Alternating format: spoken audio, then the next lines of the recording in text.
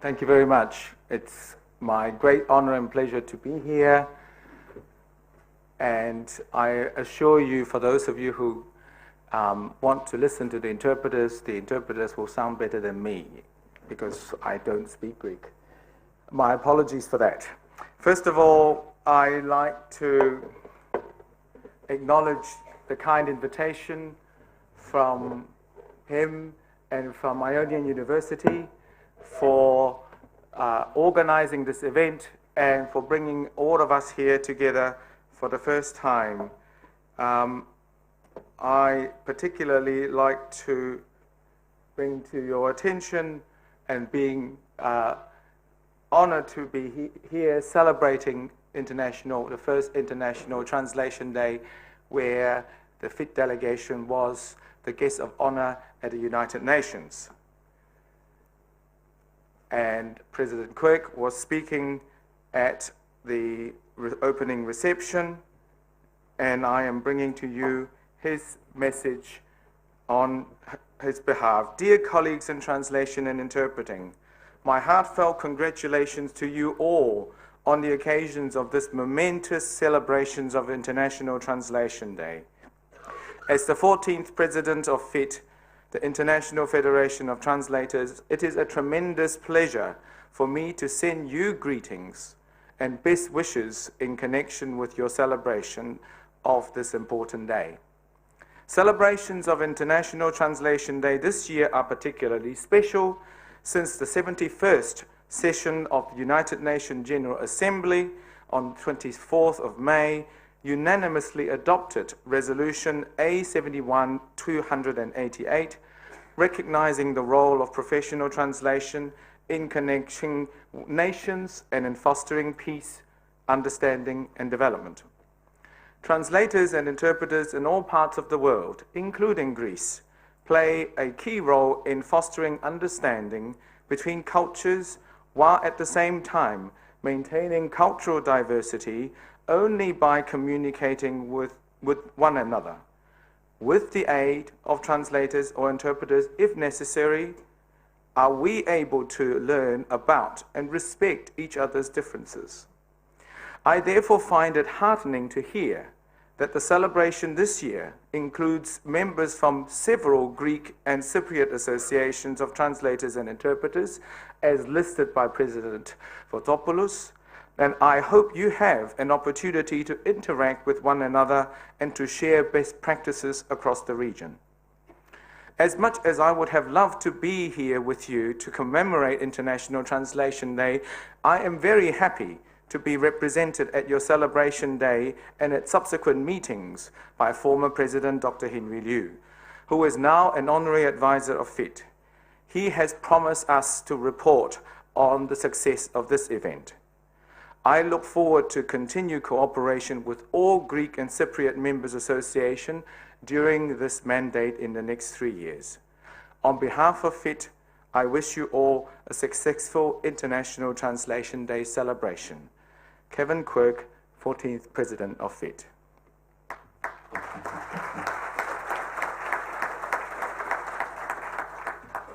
So,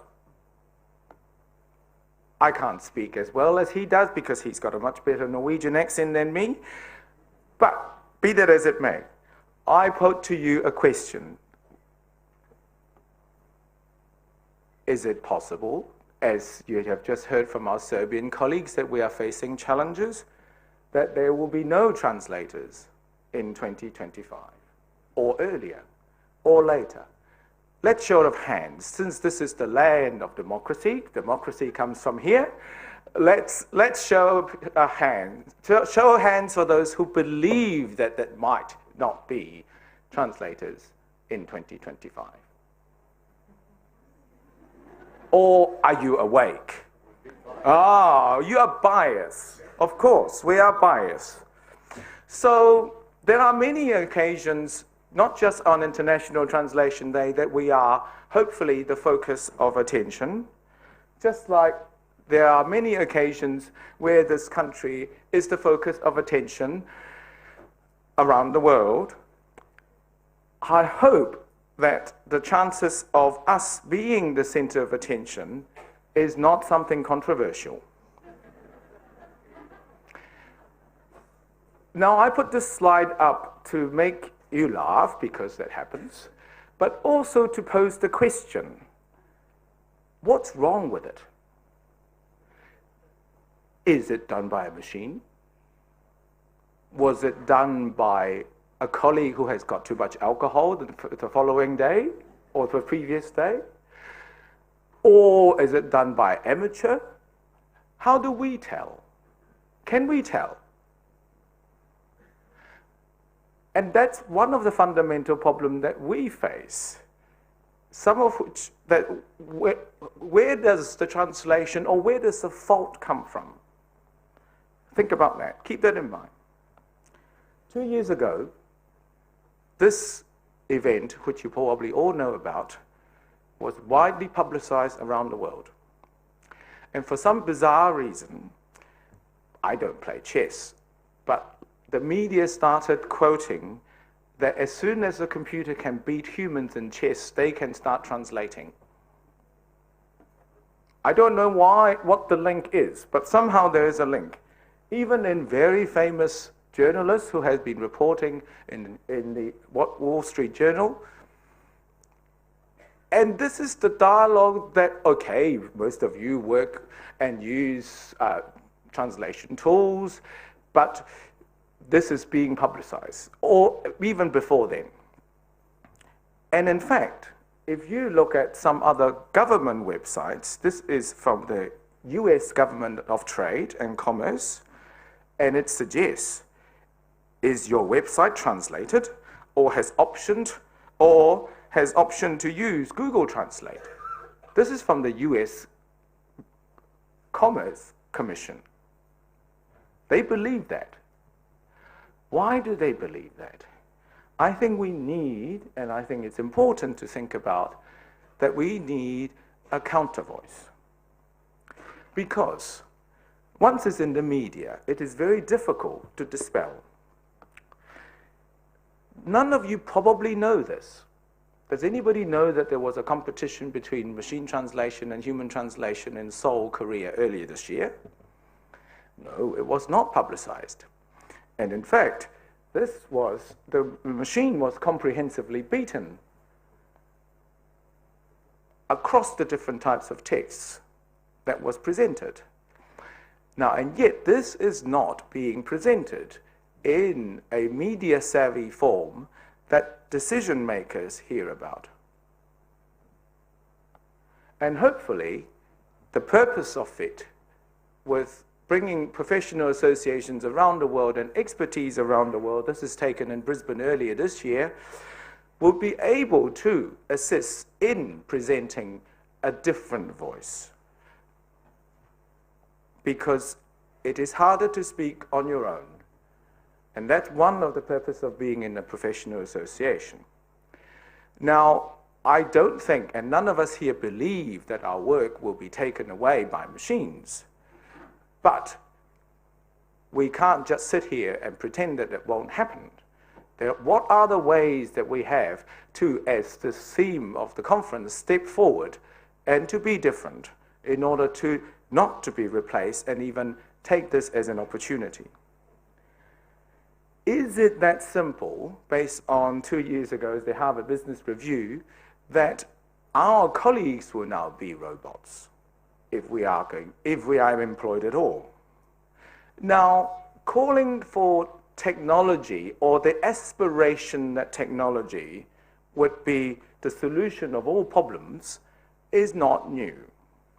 This is a newspaper cutting, a scan of a newspaper cutting back in the 1850s that was suggesting once we start having telecommunication, in those days as telegram, then East Africa will be connected to the world.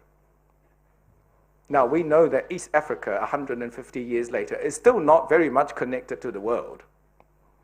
So what has happened? Why do we place so much faith in technology in bringing us a better life or bringing us a different life without thinking about history, which, of course, this country is very famous for? So, Let's look at, you all know him. You all donate your data to him. I don't have a Facebook account, thank goodness for that. But you all donate data to him. And now we are looking at what actually is happening behind that, behind the news, behind the algorithms, behind all the things that have been generating and giving you advertising and making sure that you don't read anything that you don't like, because this is all fulfilling the prophecy of being in a bubble. Fine. And in fact, we are already being subjected to algorithm, not just translators, not just interpreters. Every day we are being bombarded by algorithms, or algorithm. Now, it is not uncommon for screening processes like employment to look at all the data that they've had, or publicly or not otherwise, to start screening, or to start having ways to select who might be the best person to be employed. It is happening. Now, how would you feel if the algorithm comes out as saying candidate so-and-so being the best person you've never met and you've been asked to work with them? Because ultimately, what we do is interaction. Because that best person might be him, who fulfilled all the criteria based on some arbitrary algorithm. Now, I know I will bring that closer to you, or perhaps even readily understandable concept. I would put machine translation like online dating. I'm sure you have these things here. You can have the best algorithm in the world, best selection criteria to choose the love of your life, to know whomever will be compatible with you. But if you live in an island that has got no men or no women, that algorithm will fail. The same thing applies. If there are no translators, you can have the best selection of finding the best translator to actually match your project, crowdsource or otherwise, it will still fail. And we also know in a very prestigious academic paper that has been published about 2 months ago, that has worked out our biases, that looking at over 10,000 Tinder entries, they've worked out that we are actually computers and algorithms are exaggerating, are exacerbating our biases. Only the prettier people actually end up being dated.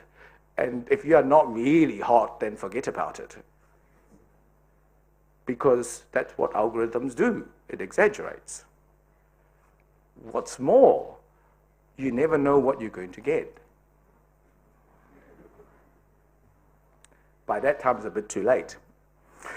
So, if we look at how the media, how everybody is projecting about machine translation, this is quite a regular column showing the difference of performance in machine translation and the various types of machine translation. This is not nuanced enough, because every time there is a new technique, which at the moment is neuro-machine translation, NMT, there will be other techniques in a few years' time or even in a few months' time, and there will be discussions about which one is better, all of which are dealt with in a very one-dimensional way. Nobody really have talked about, unless you delve into professional literature, that the direction matters, the content matters, and what sort of database have you got matters, or the performance of different languages across time matters on the machine translation engine. None of this are being discussed, and it's actually being blocked out, as we talked about earlier in the addresses, of ignorance, of the counter of the ignorance. Because if your politicians and your government and your officials do not know the difference, they would probably not want to find out why paying you is better than not paying for anything and getting it out of the machine. So then there's been hypothesis about whether we will end up being post editors. Now, in a meeting in Brussels about 3 years ago, when I was first elected, I famously, I call that if we have a happy post-editor, it's an oxymoron. Most people don't like post-editing, particularly coming from very garbage engines, but be that as it may. Universities, and it is important to know that there will be a place, we cannot totally ignore machines, so we do need to train and we do need to find ways to adopt machine translation in a way that is somehow palatable and usable. And we also know from the graphs on the left-hand side, on your right-hand side, which shows that there are more and more investment on technology. We can't stop that. And increasingly so, we will have situations like this. And I apologize, this is in English. And I don't really like reading slides, but hopefully at some point you will laugh and I will move on. But if you don't, then I'll carry on. This is a country of sun and sea and beautiful things. I come from a country where 75% of my energy is renewable. Some people talk about the sustainable idea of translation. I'm sure you've heard about it. I'm sure you have seen it. And I would put a question to you. Is it possible, or do we really want totally renewable and sustainable energy? Let's put our hands to that. Do you all, if you have a choice, would you think that there will be, that you would prefer all your energy to be from a renewable source? Hands up. Who does not then, since there are so many hands? No one. Oh, well, a few, okay. I would ask you a question. Think about this, okay. This is, you have got readily sun available. You have the technology, and if my technology works, it will have a slide. Oh. Why not? Everybody can have that. And this is the sun exposure graph of your country. And you also have, starting to have wind power and water, hydroelectricity. Now, I know it is very hard to imagine that there will be no sun in Greece, but it is possible. What would happen when you don't have the sun? The problem with a fully automated, a fully supposedly renewable situation is that occasionally you need to build contingencies. And the same thing, I would put it to you, that even if machine translation becomes totally reliable, which it won't be, but totally reliable, we still need to find ways to build contingencies. And how are we going to do that?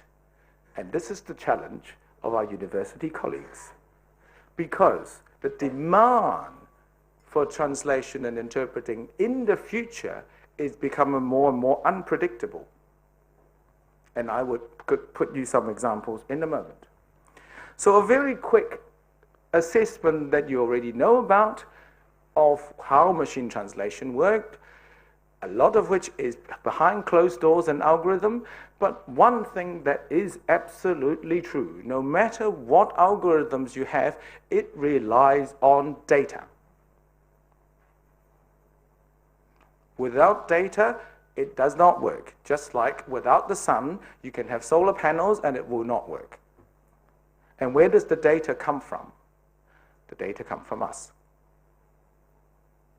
So, all machine translation, all automated translation, all terminology matches are derivative. Unless you make up a new language.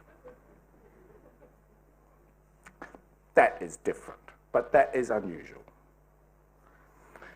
So, as I said, the prediction, the need and the demand, if you look at your university program, if you look at training programs of what we are training, primarily you are looking at commerce, primarily you're looking at European Union. Now, what about these people? Who are we and how are we training people who are working in those situations? Because this is the migration curve, the migration graphs of this continent, some of which are willing, some of which are forced. This is the migration curves around the world. And all of these people will need translation and interpreting and terminology in order to have their daily lives. Who is doing that? Who is funding for that? How are we training our new population to supply that? Are we forcing them to be reliant on machine translation in highly unusual, low corpora automated translation? Because we know that the society has not been thinking about, and various societies, even the Germans, who like to plan, have not thought about what would happen in the future. The days of old, where we know who our enemies are, where we know what languages we need, where we know exactly what sort of diplomat we need to train, is gone. This is the connectivity of the world. This is how the world trade, communication is being conducted. DHL does it every 2 years of how the world is being connected. This is changing all the time. So what can we do to avoid that? And there are not many leaders in the world that can cause this reaction. Now, you've read my biography. You know that I have worked in diplomatic circles. I don't work in Greek, but your president, your heads of state was in China earlier this year and spoke at the forum. Now, how is he being projected in China or around the world? He doesn't speak Chinese, I assume. And so your image, your country's image, depends on the interpreters, depends on the translators. And furthermore, however way that we are going to cooperate with the world, and whether it is the new One Belt, One Road, which is slightly controversial, whether Greece is part of it or it's being labeled as part of it, and what are the prices that you are paying as a result of being part of it.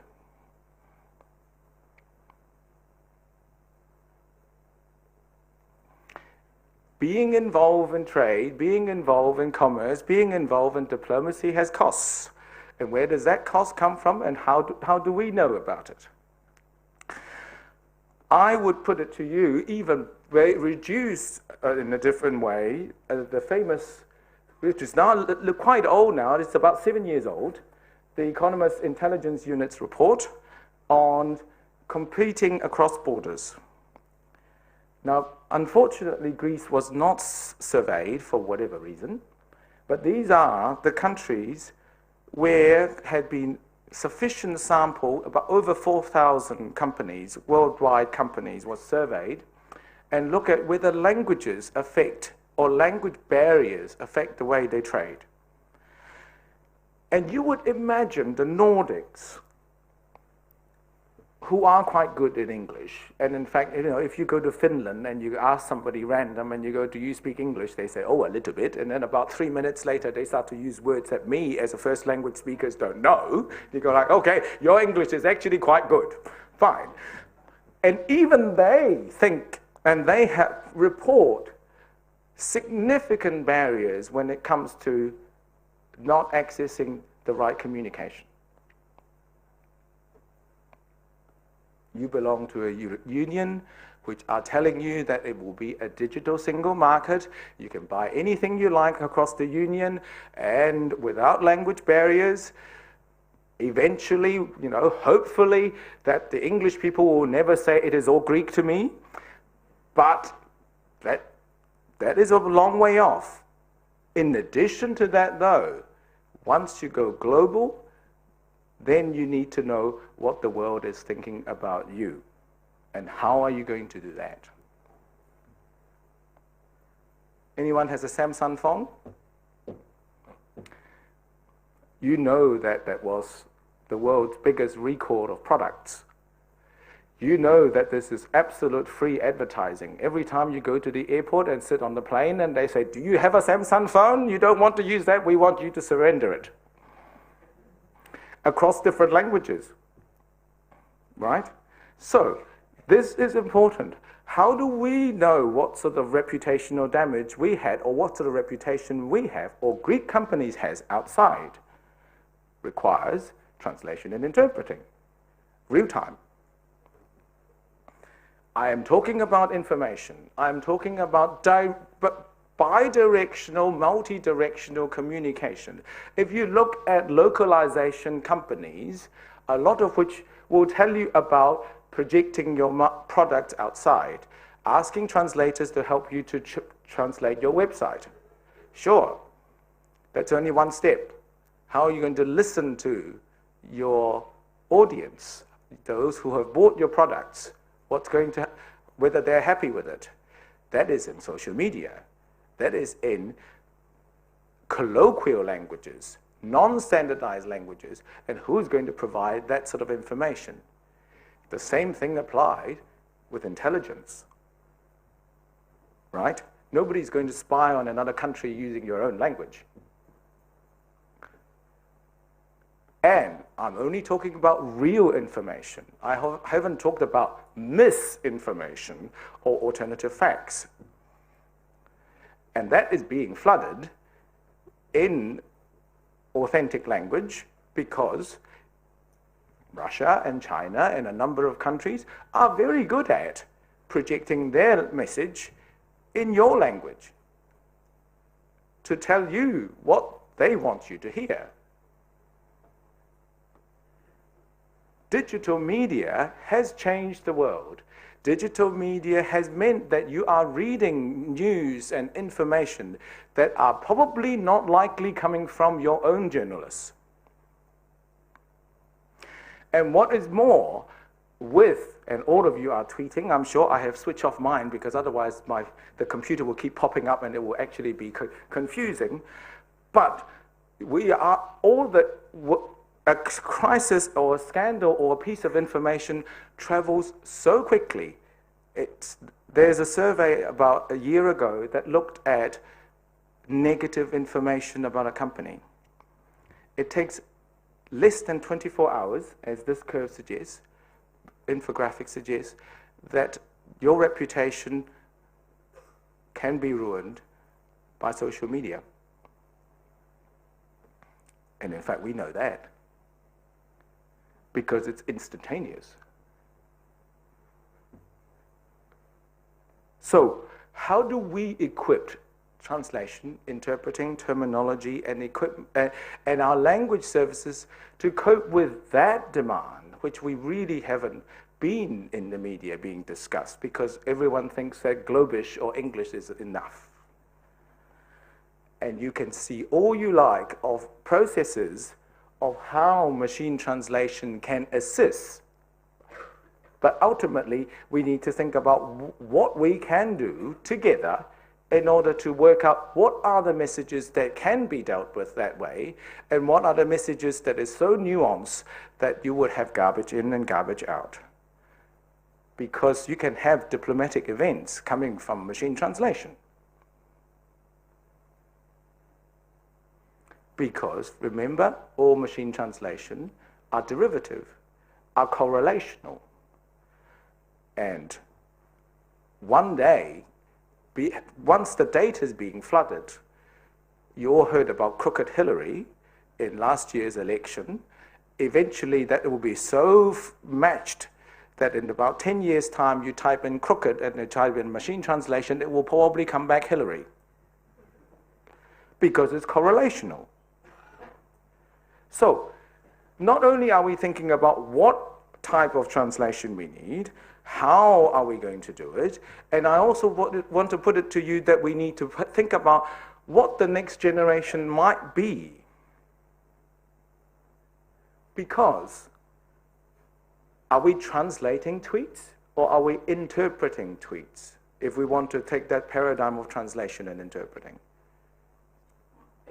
Is it a written message, or is it an oral message?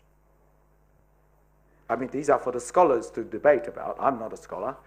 But I'll give you an example. As FIT president, I followed most professional associations, most of our members' Twitter account. I don't read Greek, so I have to rely on machine translation. But, for example, the Catalan Association. I speak French, I read French, I'm quite happy to deal with French or Spanish. I don't write it. Now, they always tweet in Catalan.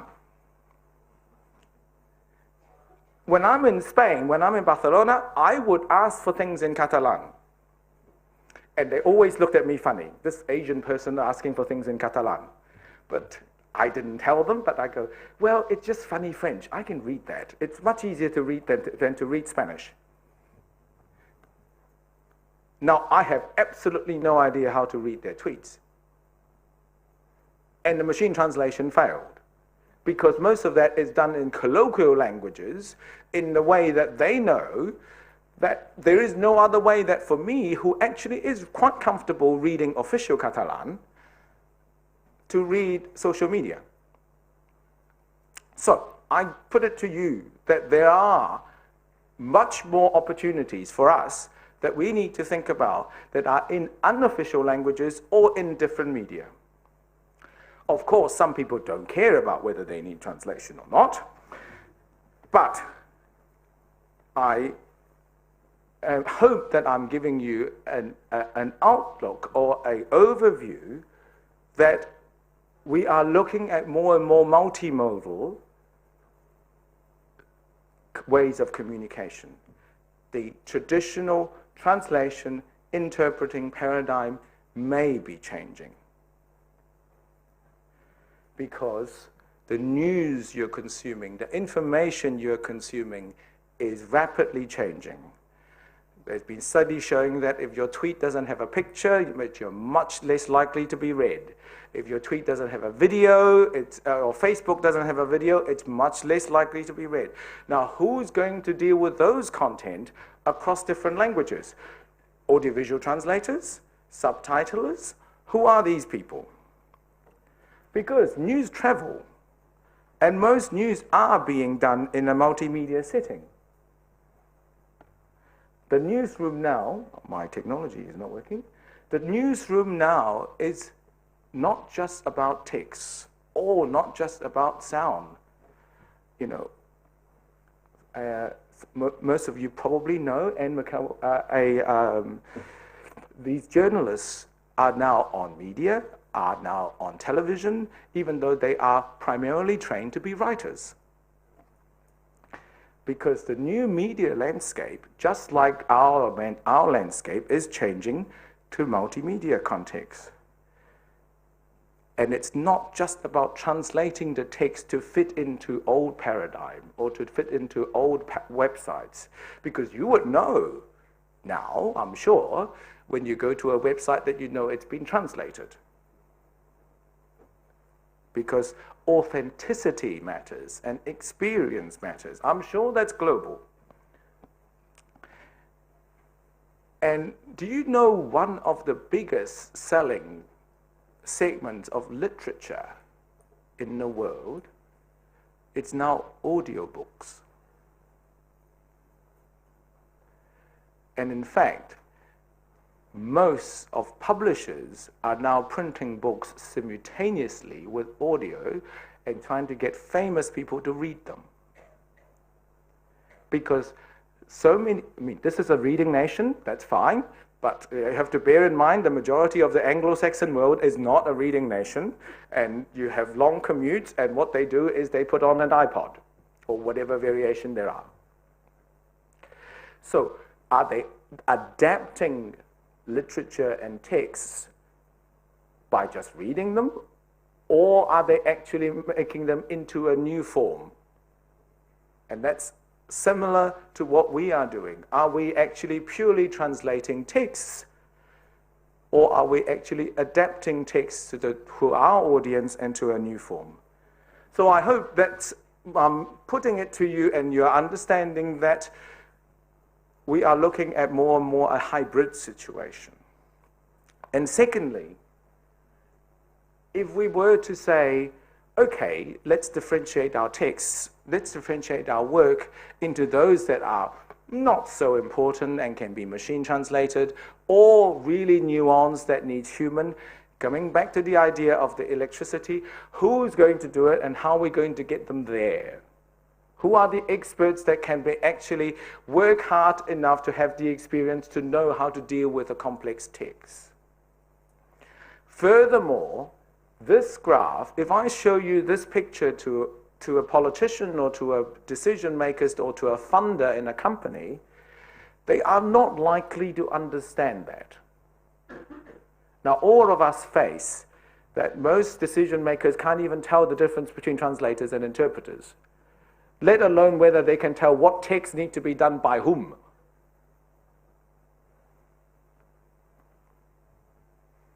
So, we know that the only way, as far as what we know about, the only way to stop us being replaced is to be working in areas that machines can't perform in.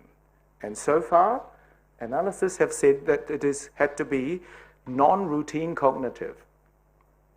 So I think I have given you enough context to know that a lot of communications are becoming more and more non-routine. So the question for us is how we're going to prepare ourselves. Now, in this study of Hoover Institute was looking at those who have had a much more broader education versus those who have got very specialized education right at the beginning. Two cohorts. At the end of a certain period, those who have got a very specialized education without the broader education part are more likely to not be re-employed because they are less likely to be adaptable and adaptive to a new environment. So this is my message. And question for this message is, how are we going to educate our next generation of translators and interpreters that are broadly educated enough to be adaptive, whilst the expense of education continue to rise? Technology is making social skills better. Now, I, being an interpreter primarily, I'm not the one to criticize that most translators don't have social skills. That is not true, but there is a projection that a lot of translators are introverts and don't have social skills except coming to conferences or getting drunk and then start dancing. But I think it is important. Soft skills matter. How we communicate, even how you write emails, even how you talk on the phone, even how you project and how you meet people matters. And is our training program, for those of you teaching, thinking about how we are equipping our graduates to do that? Because you could be the best translator in the world, but if you actually can't engage with your client, ultimately they're not going to find you. So we are looking at soft skills. We are looking at ability to write. We are looking at ability to communicate, because those are the things that actually would engage with your ultimate client and would actually find the differentiation between you and somebody that generates from a machine. So yes, collaboration matters, and yes, we need to find ways to work with our tools. But we need to also differentiate ourselves from it or enhance from it. Now, I talk about sustainability, and this is something that you get a lot when you come to. Type in sustainable localization on Google. You will get lots of hits, or sustainable translation, or sustainable interpreting. You get lots and lots of hits. And in fact, the next picture, this is a gem. I found it online. Now, why do we need to conserve translation? Is translation a limited resource that we need to conserve? Is translator a limited resource that we need to conserve? Are we having problems producing them? I don't know. Not that I know of. Ultimately, what they are telling people, corporates or users of translation, that they want to conserve or save is money. Because the less text being produced or need to be paid for, the better it is. Some of you who know my biography knows that I like my opera. It would always be a joy and a delight, and I haven't done it yet, unfortunately, to see the 4-hour production of the Trojans. But this is just a capture of the New York Met. I don't want to be Cassandra, but we have been talking about it, and I have been writing about it in the past. If we don't change, we will be replaced. This is not news to you. All translators know these capture screens, yeah? Anybody who does not use technology, any translators, I don't want to hear from interpreters. Any translators don't use technology? No one. Hands up? No one. Good. So you all know about this. You all use this, whether you hate it or not, whether you love it or not. Right. How does it affect us? Apart from the fact that it makes writing much harder, and it produces crappy text, and it gets maybe slightly more homogenized term matching. Okay. Imagine you're an interpreter. For those who are interpreters, don't need to imagine. Just be yourself. You are the interpreter that works for G7 or G8. Whether it's G7 or G8, it depends on whether Putin turns up, but that's fine. 4 pictures. From the bottom corner, which is 2015. Then the bottom left, 2014. Top left, top right, 2013, and then 2012. Right? Genuine pictures from G7 and G8. Your boss, you're the interpreter, your boss says, oh, it's time for the G7 again. I'll show you the agenda. The agenda is about Syria. The agenda is about North Korea. The agenda is about Iran. The agenda is about IMF. I'm sorry, Greece is on it too sometimes. But anyway, the agenda has got 10% difference from last year. And we pay you 10%. This is what you do in translation, right? Interpreters won't take that. Why do translators take that? Tell me, why do we ever believe that that is acceptable? Okay, 2017. Again, genuine pictures of the G7 in 2017. Okay, now life is unpredictable because you never know what Trump's going to say. So yes, you do need to pay 100% because you don't know, there is no repetition other than the fact that he repeats himself all the time. So, laughing as you may, think about why we allow that in translation. Because no other profession will allow that. Go to your university hospital. This is a country of smokers, or was. Still is, yes. I remember the last time I was here, I go like, coming from a country that smoking is completely banned in public places, so it always is a surprise. But anyway, this is what happens. You probably have a regular screening program of getting x-rays. Imagine the radiologist at your national university hospital that is reading these x-rays, and they are told that you only pay the difference. And of course, you know what the difference is. The difference is highlighted, and that's the cancer.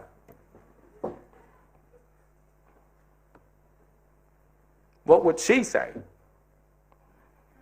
Why do we accept this? Second of all, relating to that, going back to your university hospital. Going to your university hospital, if you need surgery, the surgeon come to you and say, yes, I can do that, and with my team, I'm the professor of so-and-so. Oh, by the way, we have got this machine from Switzerland, or from Germany, or from wherever it may be. If I do that, it will be more precise, but you have to pay more. Yeah? That will be the natural conversation. It does not happen for us. If we have, oh, TM matching, oh, we get a discount for that.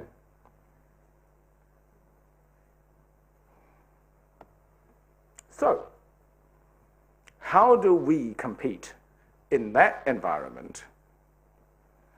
How do we find ways to reward experts? Because remember I told you, the way that machine translation works is to get good texts.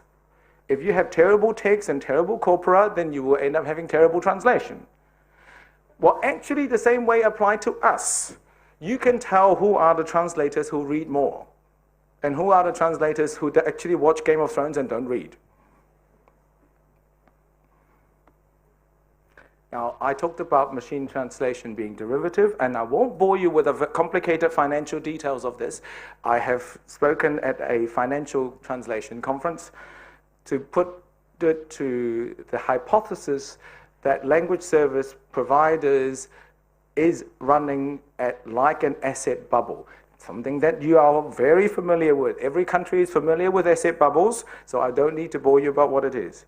The reality is, we are the actual quality translation versus the amount of translation being output is getting wider and wider. Just like the actual genuine assets used to be gold standard versus what we are trading now is getting wider and wider. This is the classic bubble situation. Just like your housing, just like any other assets, the same thing apply.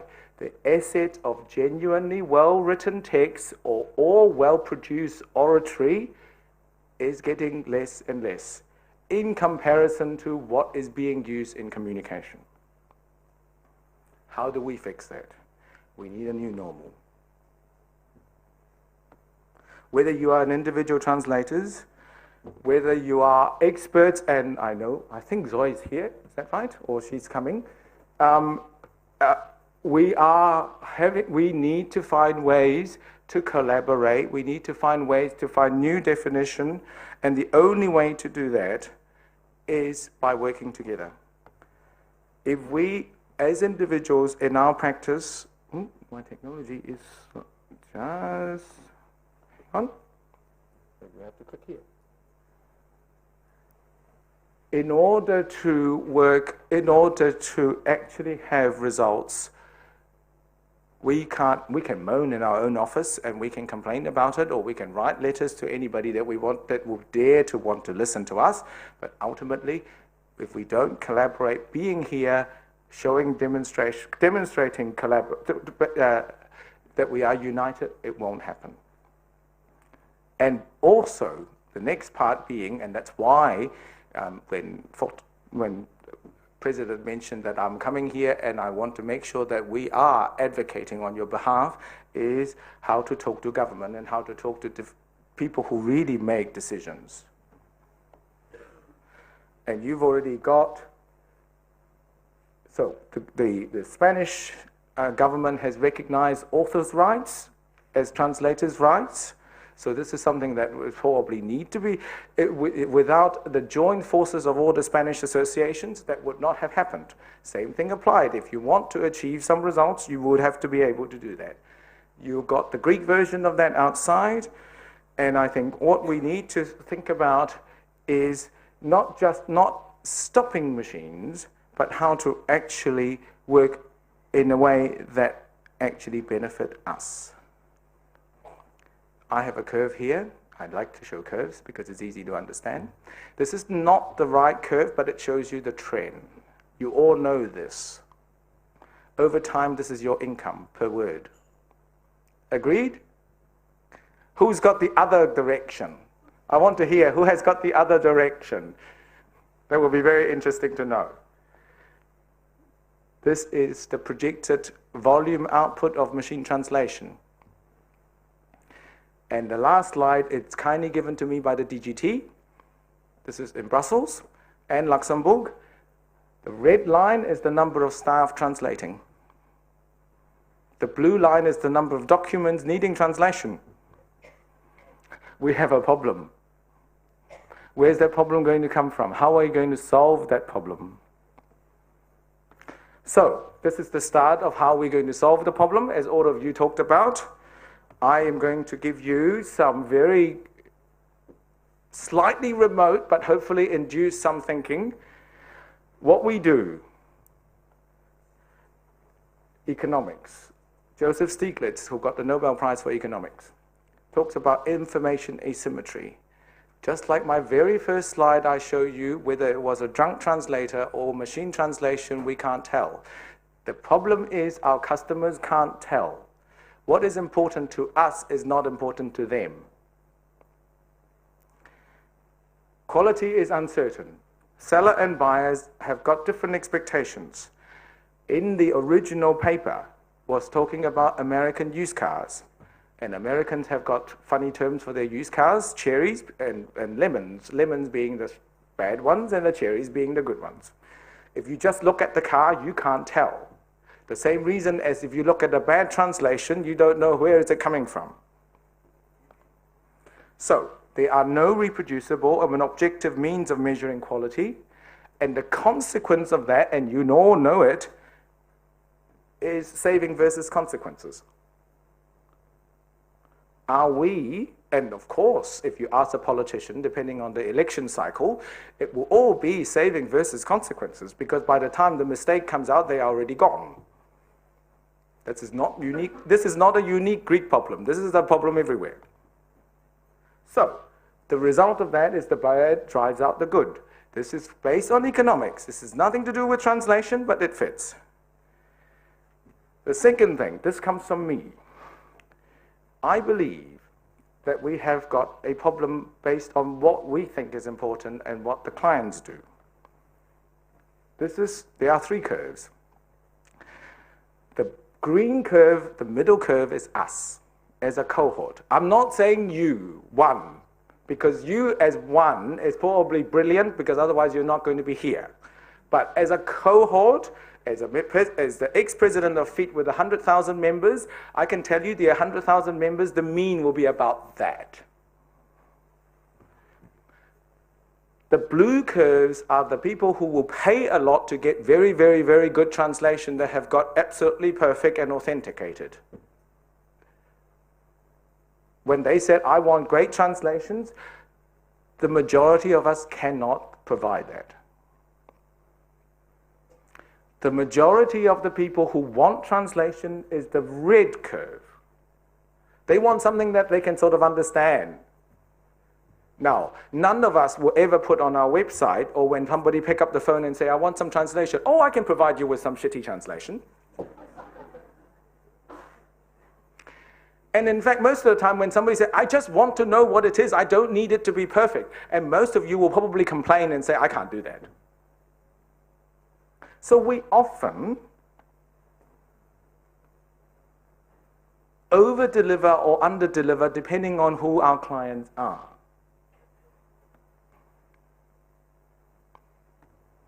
Final point on the economics. I'm a simple man. I break economics down into three things. There are only three reasons why somebody will pay you. Economics professors, please ignore this, okay? This is a simple man's way of looking at things. People pay you because you do what they don't want to do, or because you do what they can't do, or you have something that they don't have. Only three. No other purpose. We would like to think, and this happens to individuals, to governments, to corporates, to anything, any economic transactions. We like to kid ourselves that we are in that category. But actually, most of the time we are that. People outsource translations because they don't think it's important, or because they don't think that they want to do it, because that's what's happening. In fact, most of the time, outsourcing means that they don't think it's important. Have you ever outsourced something that you think it's important yourself? So is that a lost cause? Are we basically in a hopeless situation? Can you go back? Can I go back now? It was too quick. I had to.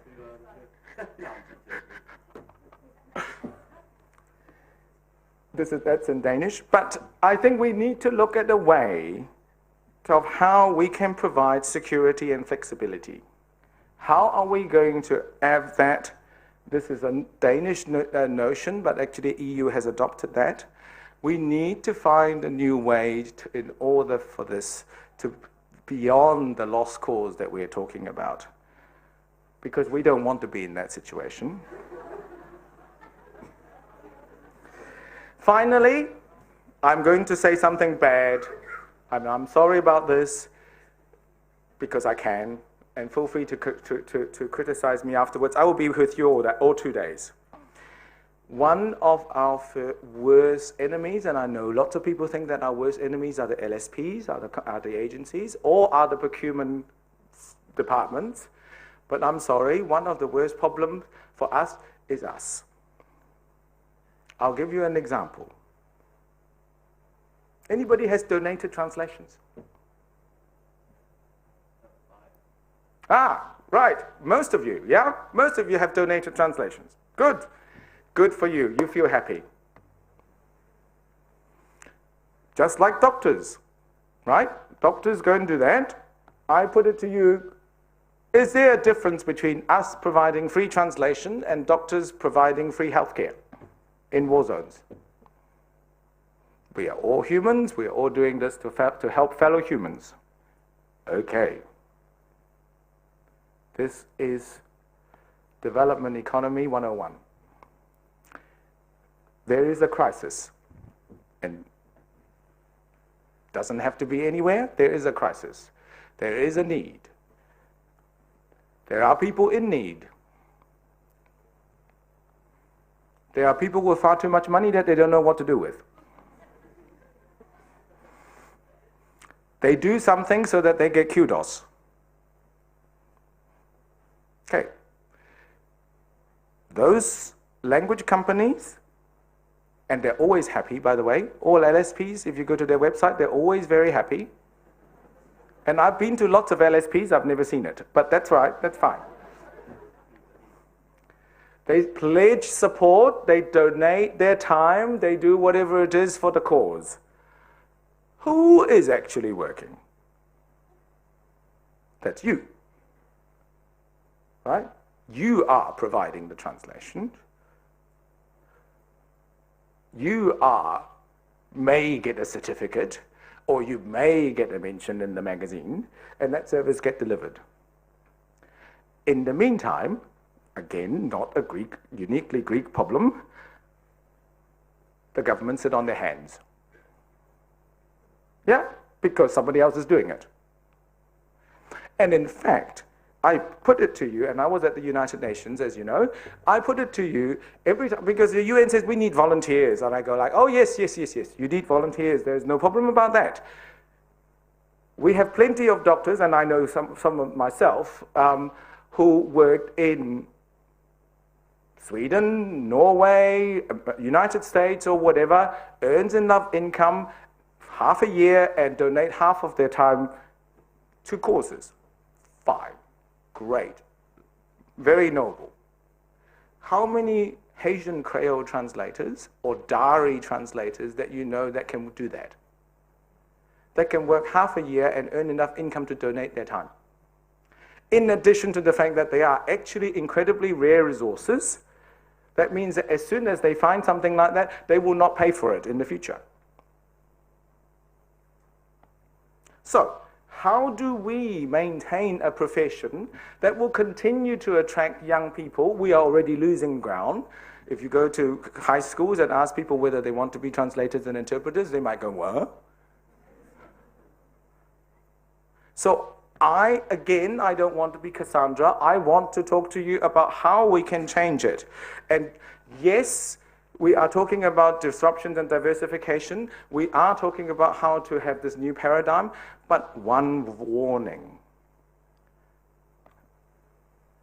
A lot of things about disruption. Is there Uber in Athens, by the way? No, I wouldn't imagine so. I would not think that there would be. But think about all of those things. All of the things that are supposedly disruptive. His book, which is actually quite an interesting book to read, says it's actually disrupting people's income. It's not disrupting actually anything. It's using old paradigm to build corporates and disrupting individual incomes and diversity. So, I, like you, come from a sailing nation. We are quite proud of our sailing history. Occasionally we lose. But in the most recent America's Cup, in order to actually, the Americans are on the left-hand side. They are very powerful, they are very good, but they still use the old way. When the New Zealand team says, we need cyclists, they call for the Olympic cyclists to be in the sailing team. Everybody goes, what are you talking about? What I mean by disruption is genuine innovation. It's really thinking outside the box. It's really putting cyclists on a boat in order to win competition. If we are thinking old ways, then it's not disruption. So it is not about going back. It's not about ignoring economics. It's not about talk outside of capitalism or whatever it might be. And my last slide to you, because time is up, is from the chief of UNHCR talking about popularism. We are very easy to be sold popularism because they sell us half-truths and oversimplification and nostalgic of an imaginary glorious past. At some point in time, translation was a wonderful job, and now it's not anymore, so we want to go back to that. Well, I'm sorry, that doesn't happen anymore, and it will never happen like that. We need to think about how to create our future. Because the last time we listened to populists, that's what happened. So, my question to you, there will be no translators in 2025? It depends. But if we change and if we adapt, then that will be one of the few Greek words that I know. Ochi.